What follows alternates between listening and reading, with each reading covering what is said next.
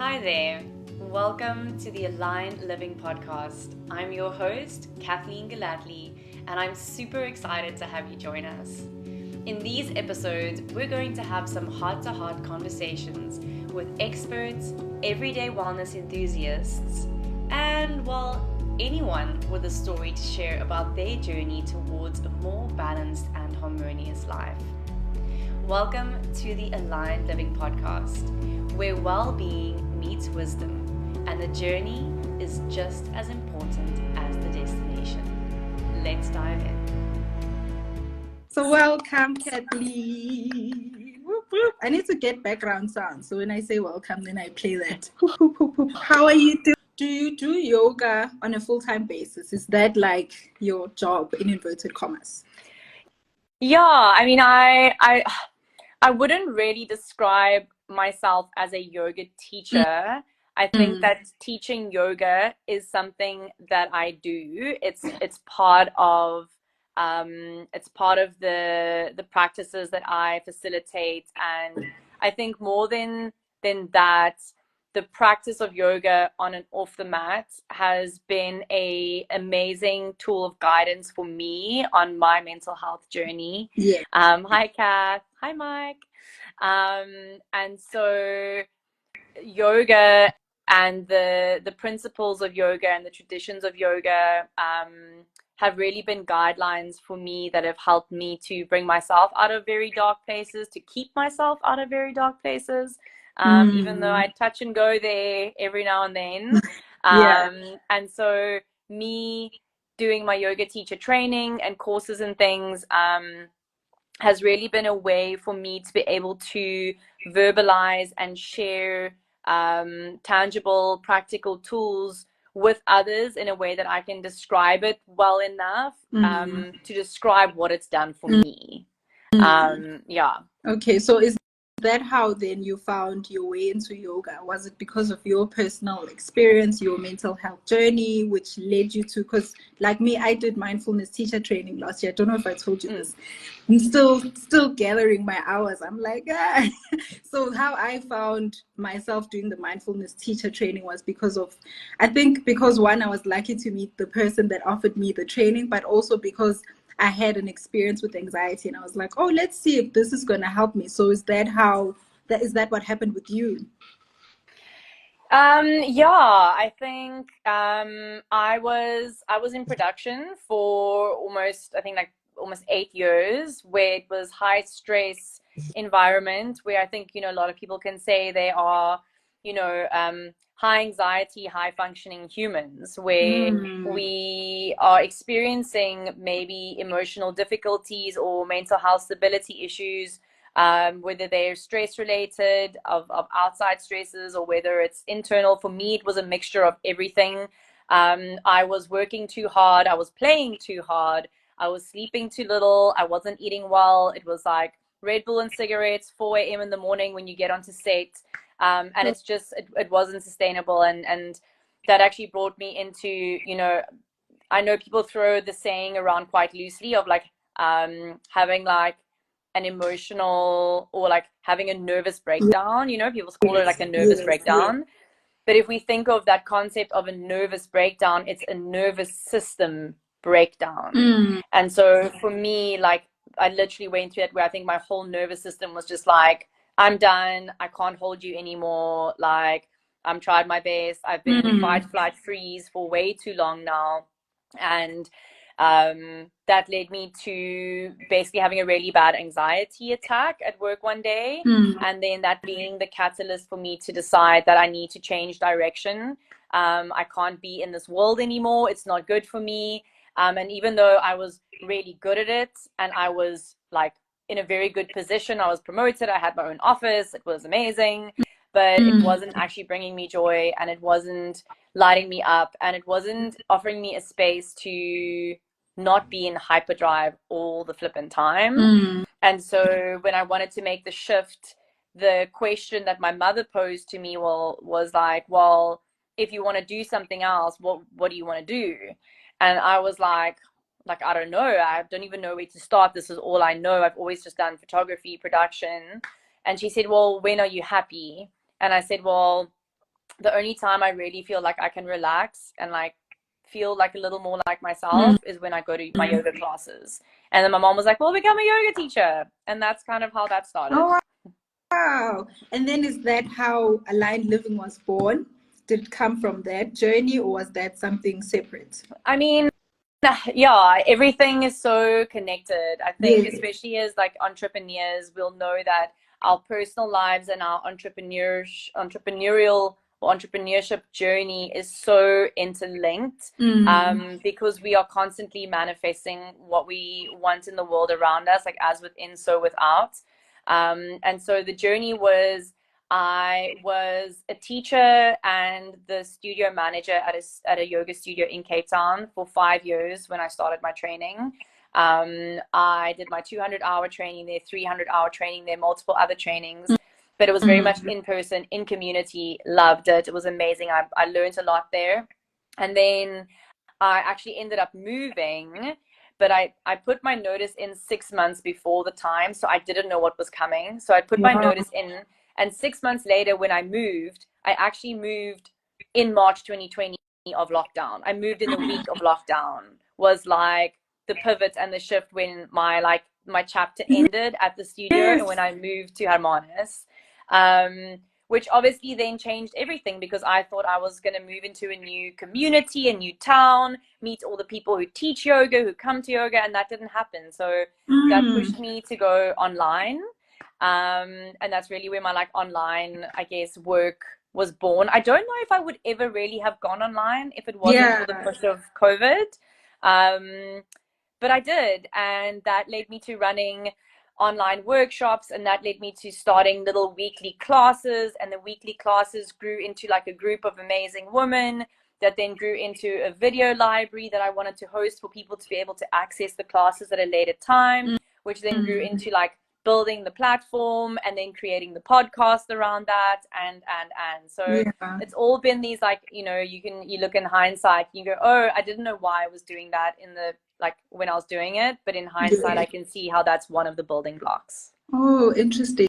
Is there a specific reason why you're focusing on women and not men? Because, there's always stuff Yeah, for women, but there's hardly ever any places like this for men. I know, and I get that question quite a lot. Mm. I actually get it from a lot of women who know men who need spaces like this, and they're like, why are you only offering this to women? Like, the men also need it. And like, yes, the men also need it. Mm. But when it comes to creating offerings and really serving people to the fullest, deepest level that you can, Mm. there's in the business world, there's a saying of, if you try to serve everyone, you actually end up serving no one. And so what I found with my work was I was trying to cater my classes and my offerings to everyone. But what that meant was I couldn't go deeper with the clients that I had into things that were more specific to them, because it would actually be excluding the people who were also in the group. So it's very interesting how that works, that actually by almost excluding men out of certain of my projects and certain of my work, Yeah. it's actually been so much better for the women who are in it, because now I can dive into deeper things. Now we can talk about cyclical living, we can talk about hormones, we can talk about the woman's body, we can talk about feminine energy, masculine energy, womb work, womb healing. And it actually, by closing it to women, it actually opened up so much more that I could do with the women who were in my community. And when I did a 6-month business course last year, with Modern Empress, and one of the things is looking at who you are serving, and I had to go and do research on who was attending, who was drawn to my work. And when I looked at the work, the workshops, the courses, the people who follow me on social media, it was like 98% women, Yeah. who are and were following my work. And I was like, okay, cool, like you're all showing up here, so let me show up fully for you. And that's kind of like how I got into the women's work part of it all. Makes sense. I mean, I'm all for Womandla. So when we had our podcast episode, I shared a little about my mental health journey, and I mentioned how I had my first panic attack during COVID. I was stuck in KZN. My daughter was sick, and obviously it was level 5, and I couldn't go home. I felt like I was stuck. I didn't know what was happening. Had started suffocating, couldn't breathe, asking myself what's going on, cried myself. Then I had to calm myself down. The only way I could calm myself down, because I didn't know what was happening, was because I told myself, if I don't stop suffocating, then I'm really going to die. And then my daughter's really not going to have a mom. So you also mentioned now that you had an anxiety attack at work. So I think we can now shift on to the conversation. So what I want to find out is there a difference between anxiety attack and a panic attack, firstly? Yes, so there is a difference. So I think it's different for everyone. So speaking from my experience, my anxiety attacks were very regular. For me, how I experienced it, it would be feeling of overwhelm, heart palpitations, shortness of breath, just feeling like you are totally frozen in that moment. But it can pass. Like it passes. You almost like you're able to maybe in that moment take a few deep breaths, ground yourself, go stand outside in the sunshine, or put your feet in the ground, have a sip of water, get into your body, take a moment. I mean, I've experienced it, I think, in so many different ways, and I've had so many different ways as I've grown, because I think as we change, our ways of coping with these things change. But yes, the severity of a panic attack versus an anxiety attack can be much more intense. Also, a lot of the times an anxiety attack, you can kind of feel it coming. It's like you feel more and more and more and more and more anxious until you're like in like the peak of your anxiety. Whereas a panic attack can like sneak up on you. A panic attack can be that your nervous system is actually struggling and dysregulated, and then there's a flip. So I had 2 severe panic attacks, probably about 2 years ago now, where my symptoms were almost paralysis of the body, paralysis of speech. It was very hectic. It was so hectic actually that I was almost like kind of like the diagnosis from the doctor initially was that I'd had a minor stroke, or like a minor seizure. And so because of the loss of speech and because of the paralysis of the body and so on, I had to go for the MRIs and the brain scans, and nothing showed up. Like I was literally like the picture of health on all my like scans. Yes. And I had something similar happen to me about a month ago, actually 2 months ago, where I felt like I was having a heart attack. And again, like all my scans were like, you're the picture of health, when they went through the scans and things.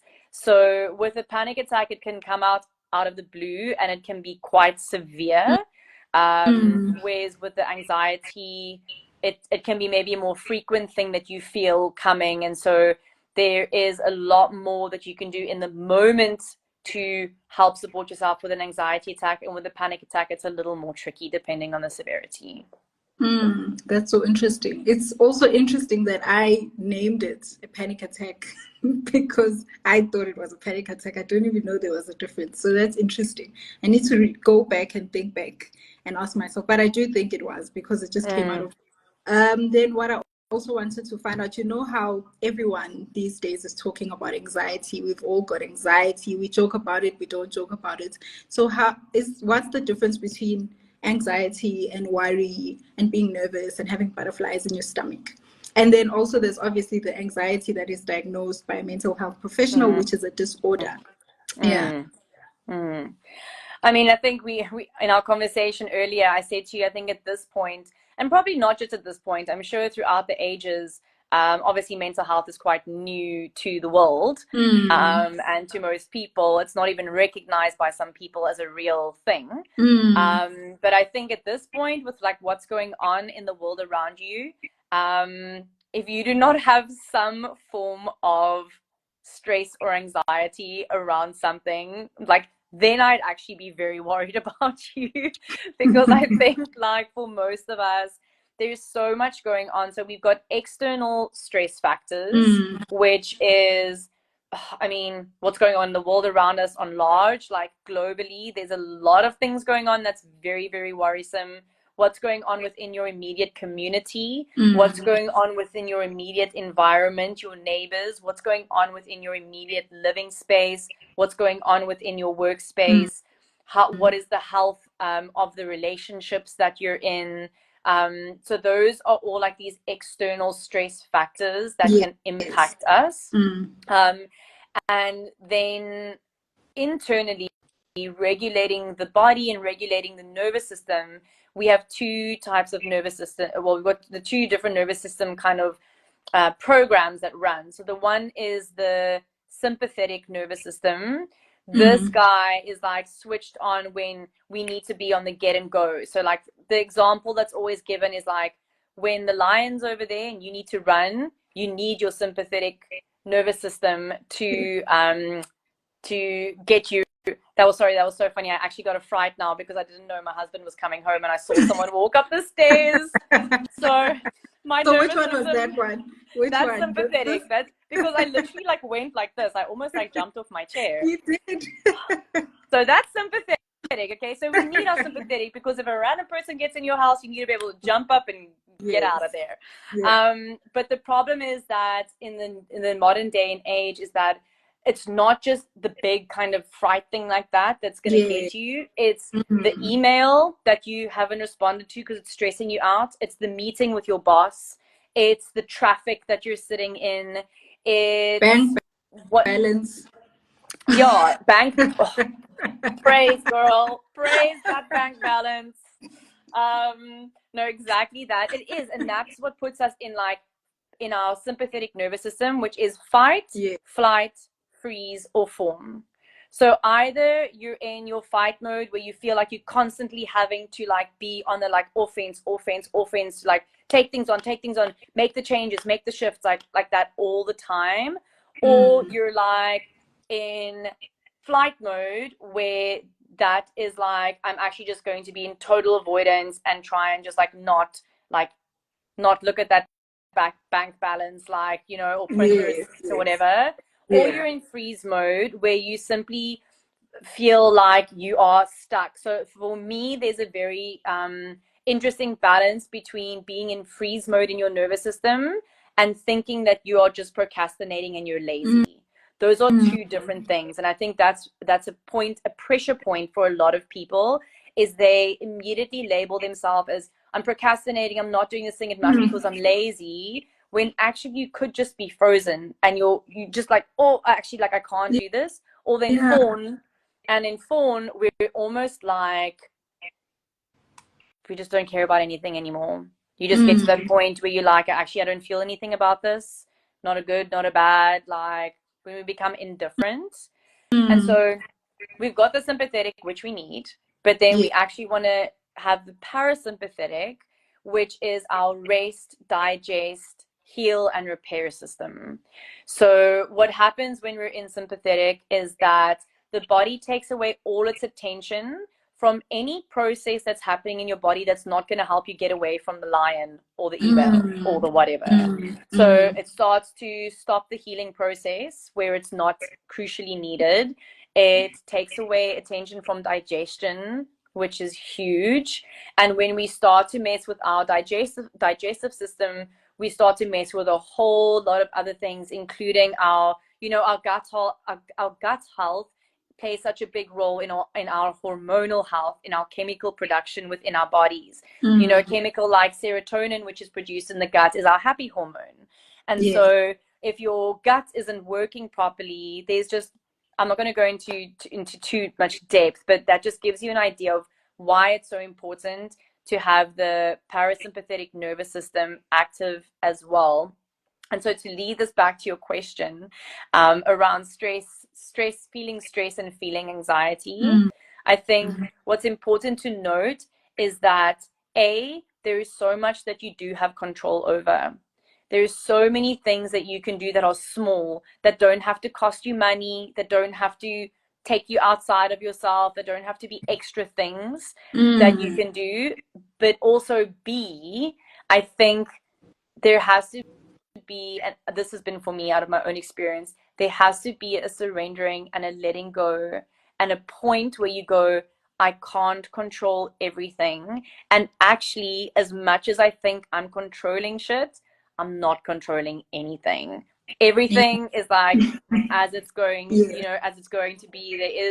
There is the greater powers at work. And so I think like knowing that I'm just looking after me, and then applying myself to being grateful for that that opportunity and that potential for healing, and then also knowing that I can't control everything, has been really important for me. And that knowing that stress and anxiety are two different things. Like, you're stressed out because you've got stressors, or you're anxious because you're experiencing a shift internally that is either physical, emotional, or energetic.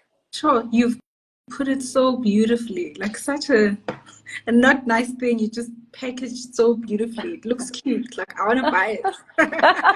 I'm glad you mentioned the thing about procrastinating and how that can be linked to anxiety and being scared, because a lot of the time we're so hard on ourselves because we're like, I need to stop procrastinating. I need to set my goals. I need to write things down. I need to know what I'm going to do, and I need to do it. And when you don't do it, you're like, why didn't I do it? Apart from the fact that there's obviously expectations at work or wherever, but even internally, we just keep judging ourselves for procrastinating. But I don't think we ever really consider the fact that maybe I'm procrastinating because I might be scared that I'm going to fail, or I'm just overwhelmed because I don't know where to start. So I'm so glad you mentioned that and the link between the two.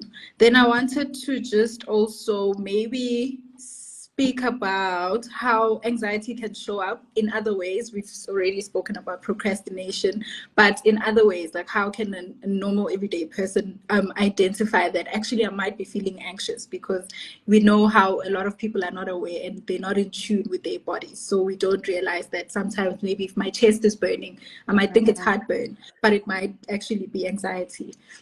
Take a breather and explore the Aligned Living on-demand video library, along with our exclusive membership perks.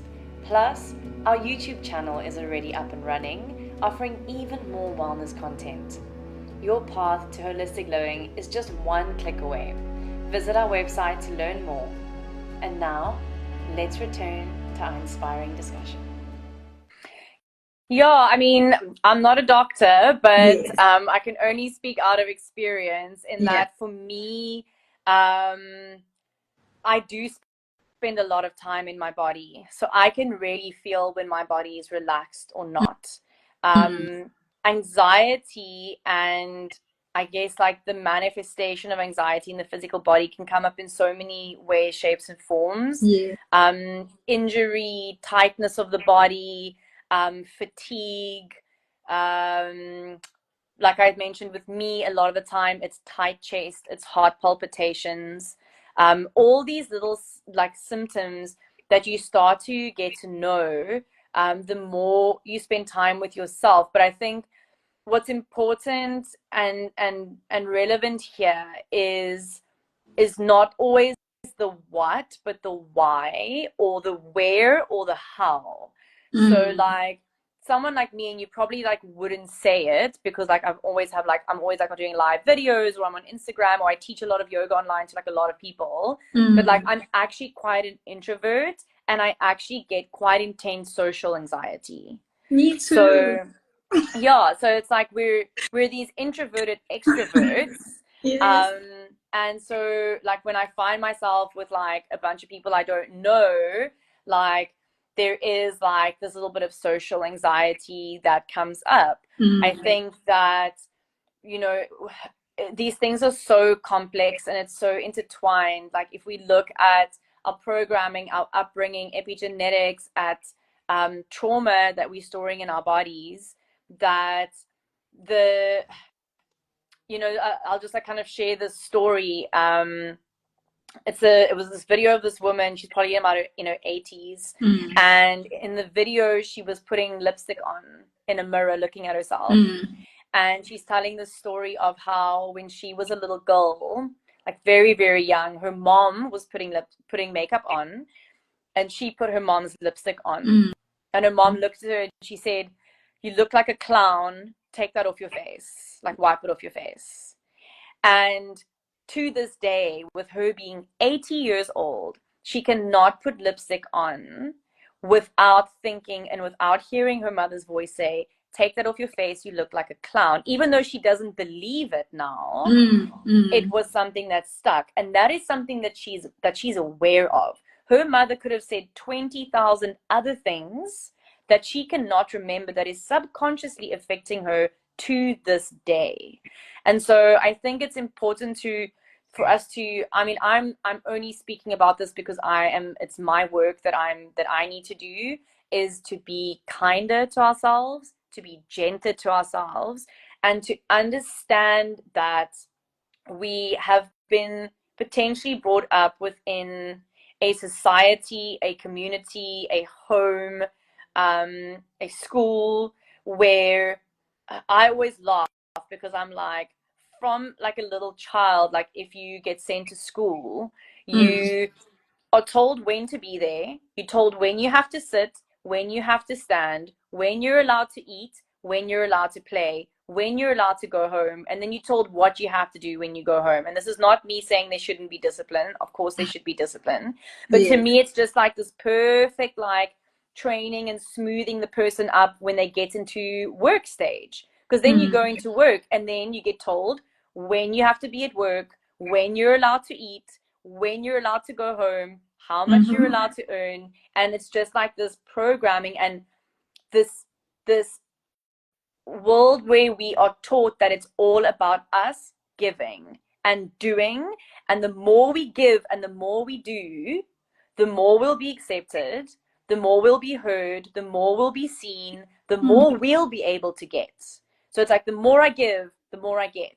And yes, that is true as well. I mean, I work extremely hard in my business. My output is probably over output most of the time. But it's different in the why and the how that we're doing things.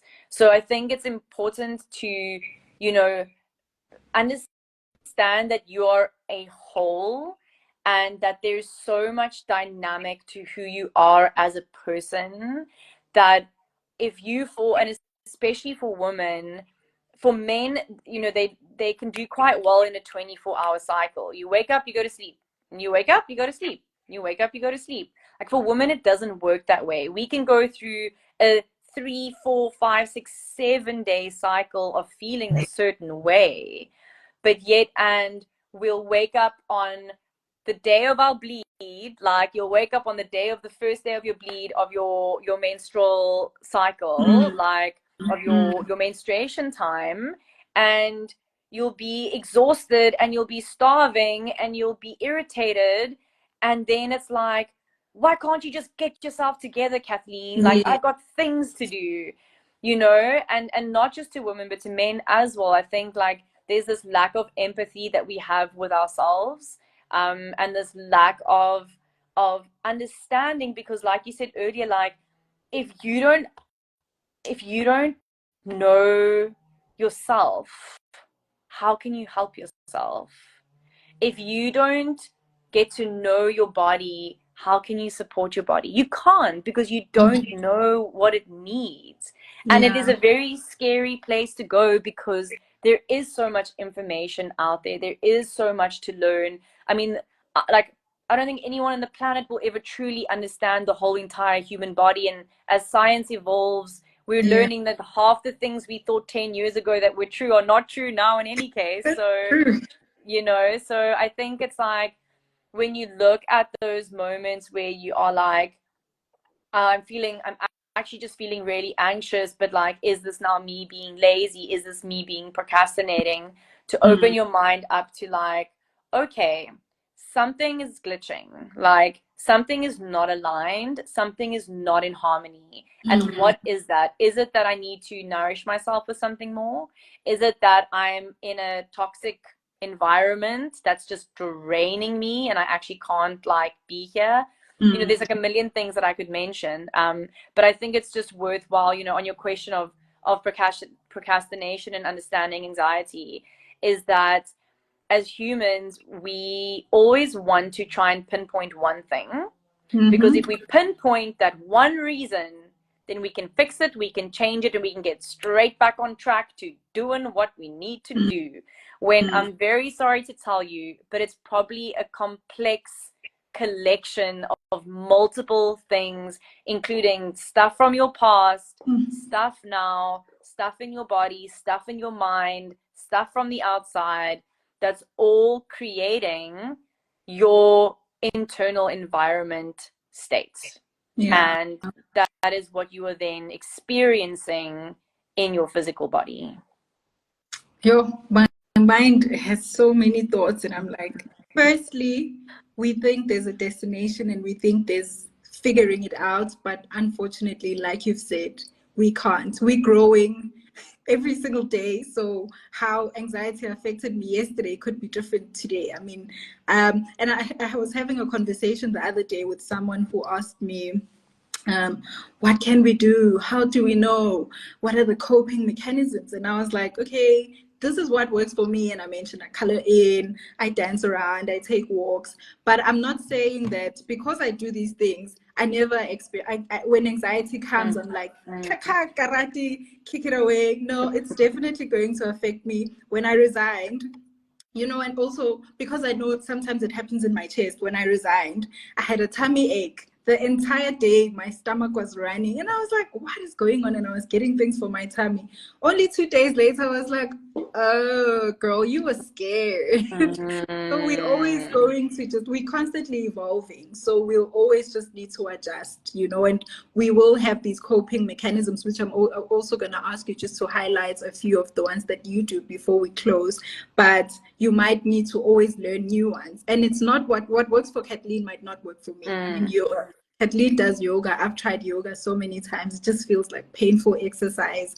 And I don't know, maybe I need to find the best yoga. Tried my yoga. And it just feels so sore, and I don't know. So, you know, there's different ways, and it's just always learning yourself and what works for you. So in closing, would you share some of your techniques outside of yoga, of things that you do to manage day-to-day stresses, anxiety, worries, and everything that happens? Because I mean, social media also causes anxiety on its own. Yeah, I mean, there's so many things. I think one of the things that I always like to bring up in managing anxiety, in managing stress, in looking after yourself, is before you start to add more things. So before you start to, I know, because a lot of people go like, oh, I'm going to start looking after myself now. So now I'm going to sign up for yoga. Now I'm going to start drinking smoothies. Now I'm going to start eating salads. I'm going to buy this book. I'm going to listen to that podcast. I'm going to do this. And if I do all these, if I do all these things, then I'm going to like feel better. So I say, like, instead of that, a very, very simple place to start, without having to spend money, without having to learn a new skill, without having to do anything, look at what you can eliminate that is causing imbalance, dis-ease, or toxicity in your life now. Because you will see that by eliminating things, you will already feel better. And when I speak about eliminating things, it's not only just like, okay, I'm like maybe like not going to eat a McDonald's burger every single day. Like looking at what am I taking in on all levels. So what am I taking in? Yes, food wise. What am I eating? We've just spoke about gut health and important nutrition is for our overall well-being. What am I taking in socially? Mm. Which people am I allowing to be in my energy and in my space? My partner, my family. And this is where it gets really, really tricky and really difficult, Mm. because for a lot of us who are looking to go the route of living more healthy, more vibrant, aspiring to like really shine bright, often that is very disconnected from where a lot of your friends and family members find themselves. And so you find yourself on these different journeys, but that's a whole other thing. Um, Looking at what you are consuming digitally. Mm. So what you are taking in, how many hours, like you can, so those, I don't know how Android works, I'm sure it's similar, but I know on iPhones, if you go to your battery in settings, you go battery, and Mm. it will show you percentage how many hours a day, a week you are spending on which of your apps. Yo, I Yeah. found out I spent 8 hours on TikTok last week. I'm like, that is a work day. I could be paid a full salary a month for this. Hi. Exactly. And you just like consuming, consuming, consuming. So before you add anything on, make have a little check with yourself. Have a little a little stock take of Mm. your life, of like, what am I putting in my life in the maybe like 20, I don't know how long people sleep, like 12 hours or 18 hours that you're awake. Yeah. Like, what are you doing in those 12 to 18 hours? What are you putting in there? What are you consuming? And how can you start eliminating things? Because the thing is, if you imagine that your life feels this full right now, like you already feel like you're anxious, you're exhausted, you have kids, or you've got a full-time career, or whatever the case may be, maybe you're unemployed and you've got no family, but you still feel like there's no capacity to do anything and you're just holding this existence. Like, Mm. now you want to start adding more things to the top of this, that you're already feeling overwhelmed. Like, instead of going there, start to remove some things first. Mm. Allow yourself to open, create a little bit of space, time wise, energetically wise, mentally, emotionally, and then start adding on small little things. My sister, she's actually in advertising, but she was a coach as well, a life coach for a while, and she always talks about habit stacking. And Mm. I have found that that's incredibly helpful. So when, instead of thinking like, okay, now I need to put aside 60 minutes for a yoga practice, now I must find my yoga tights, but now actually the delivery guy's here, or like whatever, like now I'm not going to do it because now I don't have 60 minutes anymore. Like, we often Mm. do that to ourselves. Like, you don't need that. You can literally, when your alarm goes off in the morning, sit up Mm. in your bed and set your alarm for a 5-minute snooze and breathe for 5 minutes. So you're going to get your snooze, which I know a lot of us snooze in anyway, but instead of snoozing half in and out of sleep, use that 15 minutes to breathe, maybe a Yes. little gratitude practice, maybe it's 5 minutes of journaling. Then when you're in the shower or in the bath, maybe you just take a little stretch, like take a little twist in your spine, do a little neck roll, like really like simple things. When you're at work, if you have a lunch break, get off Mm. your bum, go sit in a spot of sun, and Mm. go take a few breaths and just eat your meal without listening to anyone, without watching anything. Not Um, working all these, on the side. yeah, all these practices, I think, of like mindfulness, and stop worrying so much about the what you're doing, because it's really the why that matters. And then the how is like the conduit, or the how is like the reflection back to you of where you're at, because how you do things is going to show you where your intention is at of doing that thing. Mm. Oh, that is beautiful. I mean, if I can share what I do, I put on some music and I dance it away and other things. But thank you so, so, Mm. so much. You have simplified this in the simplest way. And I think even with the knowledge that I have, I still learn so much from you. So thank you so much for coming. I need to speak to you so we can do a podcast episode again soon. But thank you, thank you, thank you. And thank you to everyone who's joined. Do you have any last words to say? Or are you happy with the knowledge that you've imparted into our lives? Thanks, Crazy, and thanks everyone for listening. I think just like a last thought or two. It's always difficult to share, what I do for my things, because a lot of the time, maybe someone doesn't have access to that, or maybe it just feels like you don't have time, or it's going to cost you to. So, for instance, for me, I'm very lucky. I can walk down to the ocean, and cold water swimming has been one of the biggest healers for my nervous system. That's been a really big one for me. But I think what I want to leave everyone with is that you are not alone in this. I know often it feels like no one understands. I'm in this on my flippin' own. And even though maybe you do or don't, like maybe you do know that you've got like a partner who supports you or a friend, or maybe you don't have those people, or you feel like you don't have those people. There are people out there whose purpose and mission and passion on this planet is to help and support others. They are out there, and you are never a burden when you reach out to someone for support.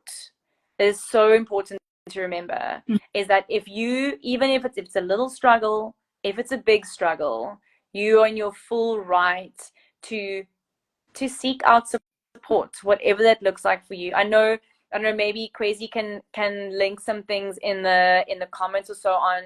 There are free helplines, there are websites with information, there are, I'm sure, counselors and therapists in your area who do kind of like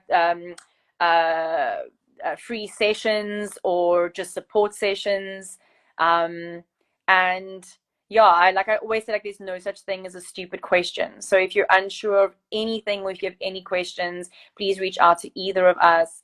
This is what lights us up and brings us joy. So like anytime we get to talk about this with anyone, it makes us so happy. So I'd be happy to have a conversation. My DMs are always open. Oh, thank you. And are you taking new clients for your virtual classes? Your yoga Yes. Yeah, so you can just go to www.alignedliving.co.za. That's the website, or the Instagram account obviously is here. So you can go to the website through there. The membership is open. There's either the full membership, which is really amazing. It's live Zoom classes with me twice a week, as well as a on-demand library filled with classes, and then a really beautiful WhatsApp group with the most incredible group of women. Or you can just sign up for the on-demand library. And then I also have retreats coming up towards the middle and the end of the year. So if you're interested in retreating or silent retreat, which silence has been one of my biggest teachers, then you can also send me a DM and I can send you info on that. Okay, cool. Thank you so much. This was amazing. Just to end it off, I'm happy you said you're not alone, because my community that I started, community in inverted commas, is called Sisonke. And the reason I called it Sisonke is because I realized that we are all in this together. So thank you. Beautiful. Have a lovely day. I hope your day is more peaceful and restful than it was this morning. Thank you. Thank you, love. Thank you for having me. Thank you, everyone, for being here. Lots of love. And have a beautiful day, everyone. Thank you so much for tuning in to today's episode of the Aligned Living Podcast.